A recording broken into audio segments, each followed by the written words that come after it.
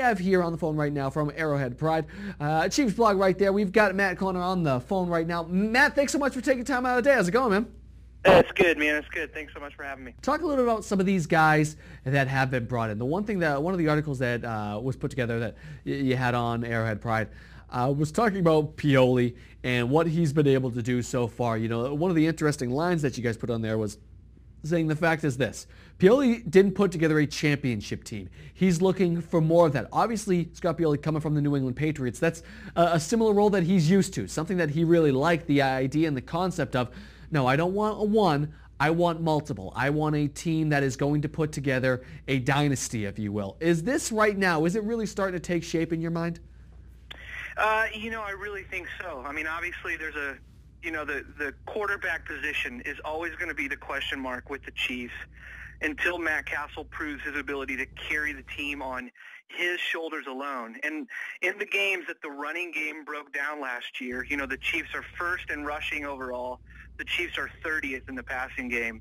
And as good of players as they can acquire, they just signed Tamba Hali long term. I mean, there's a lot of great moves by Scott Pioli over the last couple of years in terms of getting the game-changing safety in Eric Berry and extending Jamal Charles. I mean, there's a lot of wonderful pieces, but I think we've just seen year after year after year, it takes the quarterback placing the team on his shoulders at some point in the season to carry a team from good to great. And I think some of Chiefs Nation is just still waiting for that to take place.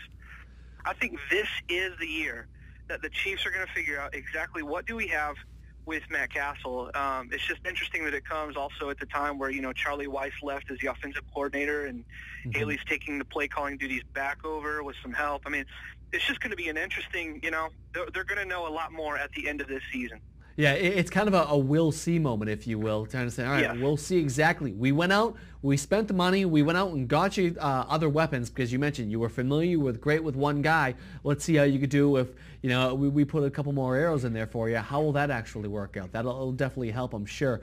But talk about what he's been like so far. Obviously, you haven't been able to see him do more than, take 3 snaps and hand it off, if you will. But in practice, everyone seems to say he's been looking sharp so far. Yeah, he's not even looking sharp. I mean, he's definitely playing the role of team leader as well. He orchestrated a lot of the player-only workouts that several teams were able to do in the offseason. He's definitely looking sharp in the preseason. Haley has nothing but praise for his quarterback. So you hate to knock the guy for doing exactly what he's been told to do. And the Chiefs are going to be a run-first team. I mean, they do it well, and so you don't break it. Well, especially with that backfield. How many guys do you have in there? Right. I mean, the Chiefs really can't go wrong in any way. And bringing in LaRon McClain from the Ravens, that's just going to be a dynamic addition, because Thomas Jones really wore down as the season went on. I think he still has a definite place. I think he has a lot of ability left, but the key this year is going to have that stamina to be able to take it deep into the postseason or deep into December to still be playing at that same level. Honestly, pleasure talking to you. Thanks so much, man. We'll definitely have to catch up again once the season kicks off. Absolutely. Thanks so much.